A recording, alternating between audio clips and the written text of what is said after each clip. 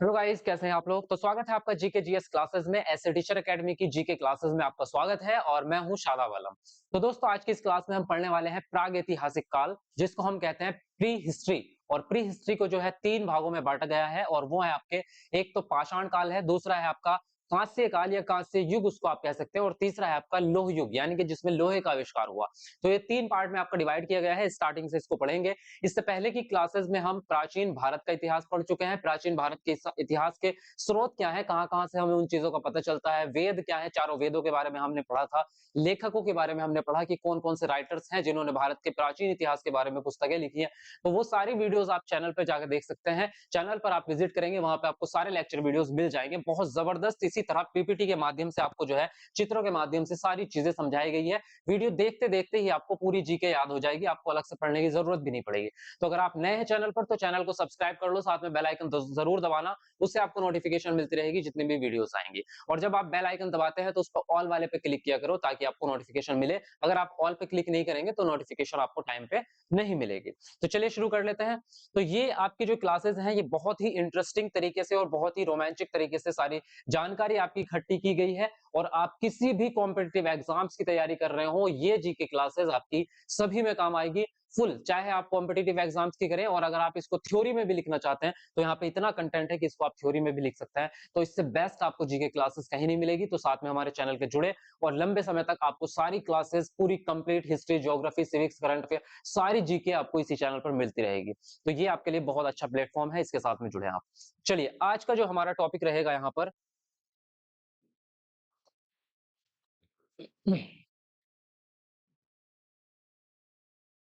हम्म तो आज है हमारा प्रागैतिहासिक काल। प्रागैतिहासिक काल को हम क्या कहते हैं? प्री हिस्ट्री भी कहते हैं, यानी कि इतिहास से भी पुराना इतिहास, जिसको हम इतिहास कहते हैं कि जो हमारा इतिहास है उससे भी पुराने टाइम की बात है ये, तो उससे भी पुराने टाइम को हम कहते हैं प्रागैतिहासिक काल। यहाँ पे अगर आप पढ़ेंगे प्रागैतिहासिक यानी कि प्राक, इसमें दो शब्द होते हैं, एक होता है आपका प्राक और दूसरा होता है आपका इतिहास। यानी कि प्राक का मतलब होता है पुराना, पुराना इतिहास। मैं इसका कलर चेंज कर लेता हूँ, ये शायद आपको विजिबल ना हो रहा हो, है ना? अगर ये विजिबल है, ठीक है, हाँ ये ठीक है। तो प्रागैतिहासिक काल मानव अतीत का, अतीत मतलब पुराने टाइम, मानव अतीत के उस भाग को प्रागैतिहासिक कहते हैं जब मानव का अस्तित्व तो था परंतु लेखन कला का आविष्कार अभी नहीं हुआ था। विश्व इतिहास में लेखन कला का आरंभ सबसे पहले, पहले यहीं तक देख लो इसको, कि प्रागैतिहासिक काल उस समय को हम कहते हैं जब तक लेखन कला का आविष्कार नहीं हुआ था। तो इससे पहले के जो चीजें हैं, हमें मतलब हमें जो है इतिहास के बारे में जो पता चलता है वो तो पुस्तकों से पता चल जाता है, या हमने जो यहाँ पे खुदाई वगैरह की है उससे पता चल जाता है। तो क्या प्रागैतिहासिक काल में ऐसी कौन सी चीजें होंगी जिससे पता चला होगा? तो प्रागैतिहासिक काल का जो पता चला है, वो चित्रकारी उस टाइम पे मनुष्य करते थे, वो अपने तरीके से उन्होंने चित्र छोड़े हैं। उसके अलावा जो है बहुत सारी जगहों पे अवशेष मिले हैं, वहां से हमें पता चला। आगे पढ़ेंगे हम सारी जानकारी। देखो, तो यहाँ पर अभी तक लेखन कला का आविष्कार नहीं हुआ था, उसको हम कहते हैं प्रागैतिहासिक काल। विश्व इतिहास में लेखन कला का आरंभ सबसे पहले मेसोपोटामिया सभ्यता में लगभग 3200 ईसा पूर्व से माना जाता है। इस तरह प्रागैतिहासिक काल लगभग 33 लाख साल पहले से होमिनिन मानव द्वारा पत्थर के उपकरणों के प्रथम उपयोग और 3200 ईसा पूर्व में लेखन प्रणालियों के आविष्कार के बीच की अवधि है। अब यहाँ पे कितने प्रश्न बनेंगे वो ध्यान से समझ लो, किस किस तरह से प्रश्न बनते हैं। सबसे पहला प्रश्न आपका ये होता है कि लेखन कला का आविष्कार जो हुआ या लेखन कला का आरंभ जो हुआ वो किस सभ्यता से हुआ है, ये आपका एक प्रश्न आता है। तो मेसोपोटामिया सभ्यता में आपका लेखन कला का सबसे पहला आविष्कार हुआ, ठीक है। लगभग कब हुआ? लगभग 32,000 ईसा पूर्व। तो इस तरह क्या कहते हैं हम। अब आपसे दूसरा सवाल ये होगा कि प्रागैतिहासिक काल का जो अवधि है वो कितनी है, यानी कि कब से कब तक की है। तो प्रागैतिहासिक काल की जो अवधि है आपकी 33 लाख वर्ष पूर्व से लेके 32,000 ईसा पूर्व के बीच की मानी जाती है।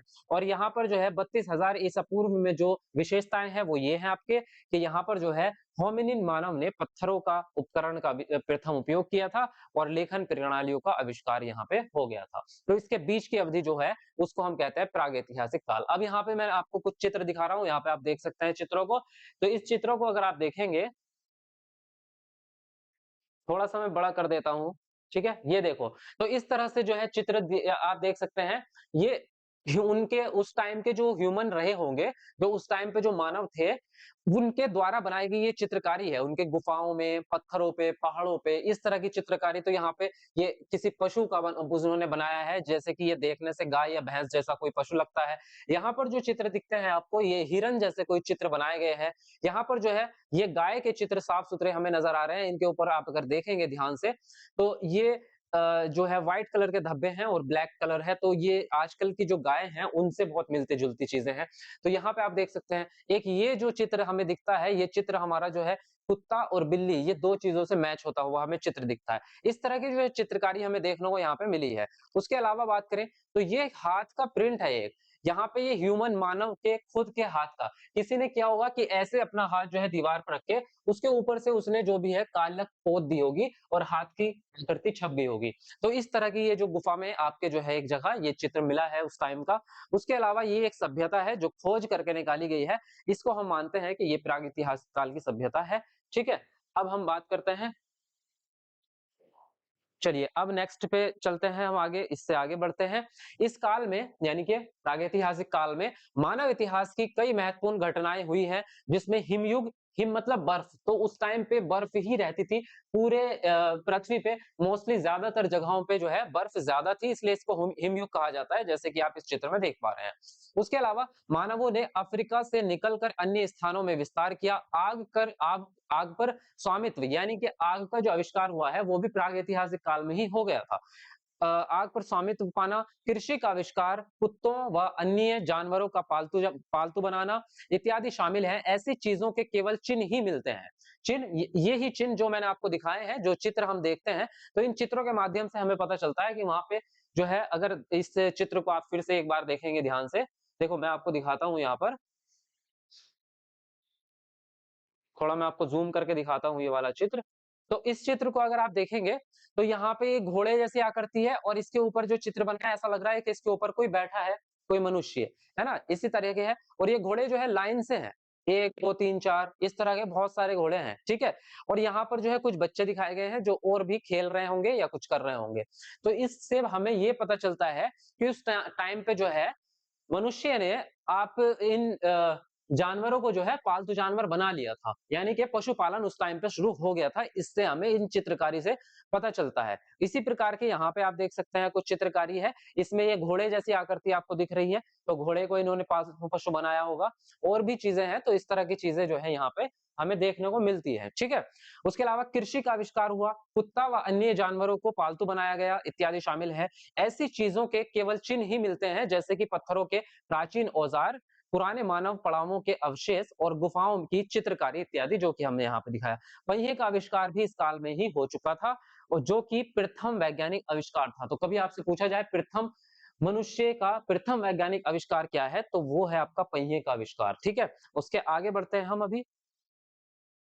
यहाँ पे आप देखेंगे प्रागैतिहासिक काल में हमें इन्हीं विभिन्न मानव प्रजातियों और उनके समाज के क्रमिक उद्विकास को समझने का प्रयास करते हैं। प्रागैतिहासिक काल को अपनी बहुत सी सामग्री मानव मानव विज्ञान यानी कि एंथ्रोपोलॉजी, खुद विकास, इवोल्यूशन और आपका पुरातत्व विज्ञान, आर्कियोलॉजी से प्राप्त होता है। यानी कि ये इस तरह की चीजों से जो है हमें इस इतिहास के बारे में पता चलता है।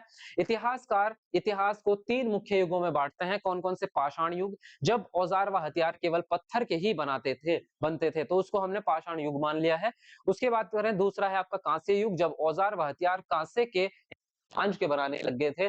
उसके अलावा लौह युग की बात करें, जब औजारों व हथियारों में लोहे का इस्तेमाल होने लगा, तो उसको हमने लौह युग पढ़ा है। अभी आगे इनके बारे में डिटेल से पढ़ेंगे कि किसकी अवधि कौन सी है। सबसे पहले पढ़ते हैं पाषाण काल। पाषाण काल को भी 3 भागों में बांटा गया है और वो कौन-कौन से हैं? पुरा पाषाण काल, मध्य पाषाण काल, नव पाषाण काल। जैसे कि आपको नाम से ही पता चल रहा है, पुरा पाषाण काल मतलब जो सबसे शुरू में काल हुआ होगा, ये बीच का हो गया मध्य पाषाण, और नव पाषाण काल जो जब अ, पाषाण काल का अंत हो रहा होगा और आपका कांस्य काल का स्टार्टिंग हो रही होगी। तो पुरा पाषाण काल, जिसको अंग्रेजी में आपके कहते हैं पैलियोलिथिक, और उसका ये जो है आपका पुरा पाषाण काल ऐतिहासिक युग का वह समय है जब मानव ने पत्थर के औजार बनाना सबसे पहले आरंभ किया था। मतलब पुरा पाषाण काल में आरंभ किया था पत्थरों से औजार बनाना मनुष्य ने, ठीक है? उसके अलावा यह काल आधुनिक काल से 20 से 25 लाख साल से लेकर 12,000 साल पूर्व तक माना जाता है। यानी कि 20-25 लाख साल पहले से शुरू हुआ और 12,000 साल पहले खत्म हो गया। उसके बीच की जो अवधि है वो आपकी मानी जाती है, क्या मानी जाती है आपकी? पुरापाषाण काल मानी जाती है।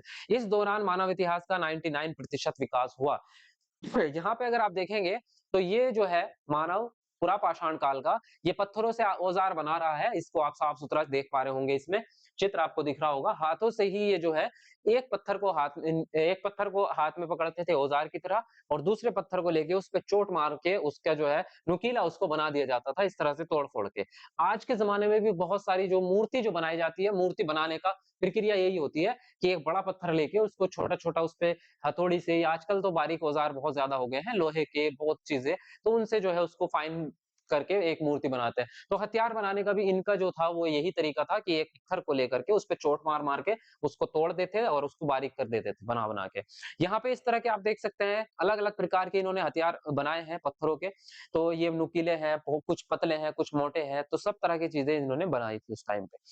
पुरापाषाण काल में ही आग की खोज हुई थी। आग की खोज कैसे हुई थी? तो इस चित्र में आप देख सकते हैं आग की खोज के बारे में कि ये दो पत्थर इन्होंने हाथों में ले रखे हैं और एक पत्थर से दूसरे पत्थर पे चोट मारते हैं। तो ये चीज आप खुद भी करके देखेंगे, अगर आपने किया भी होगा शायद। तो जब हम दो पत्थरों को आपस में रगड़ते हैं तो उसमें से चिंगारी निकलती है। तो जब इन्होंने इस तरह से जो है उसको रगड़ा तो उसमें से चिंगारी निकली और वहां पर जो सूखे पत्ते पड़े हुए थे उनसे टकरा करके उसमें आग लग गई। तो तब से इनको जो पता चला कि आग कभी जो है आग भी होती है और इसका इस्तेमाल किया जा सकता है। धीरे-धीरे समझ गए होंगे कि किस तरह से आग पे कंट्रोल किया जाएगा, किस तरह से आग को इस्तेमाल हम अपने लिए कर सकते हैं, ठंड से बचने के लिए, खाना बनाने के लिए। तो पहले ये कच्चा मांस खाते थे, उसके बाद सॉरी उसके बाद जब आग का आविष्कार हुआ तो फिर ये खाने को पकाकर खाने लगे। तो यहाँ पे आप देख सकते हैं इस तरह से लकड़ियों का इस्तेमाल करने लगे, फिर ये आग को देर तक जलाने के लिए लकड़ियों का इस्तेमाल करने लगे। इस चित्र में आप देख पा रहे होंगे। तो यहाँ पे हम देखें तो आग की खोज हुई। इस काल में ही मानव की जीविका का मुख्य आधार शिकार था। इस काल के अवशेष आंध्र प्रदेश के कुरनूल, कर्नाटक के हुंसगी, उड़ीसा के कुलियाना, राजस्थान के डीडवाना के श्रृंगी तालाब के निकट, और मध्य प्रदेश में भीमबेडका और छत्तीसगढ़ में रायगढ़ जिले के सिंघनपुर में मिलते हैं।